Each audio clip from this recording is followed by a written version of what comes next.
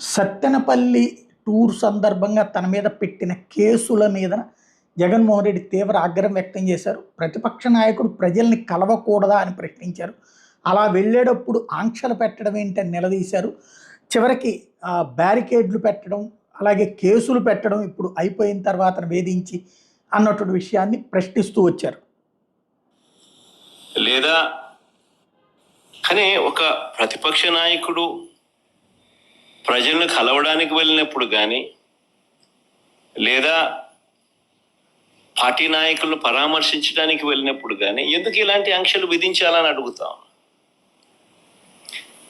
మన పొగాకు రైతులకు సంబంధించి పొదిలి వెళ్తే నిజంగా అక్కడ కూడా ఆశ్చర్యం కలిగించే విషయం,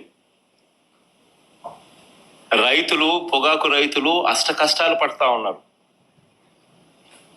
పండించిన పంటకు గిట్టుబాటు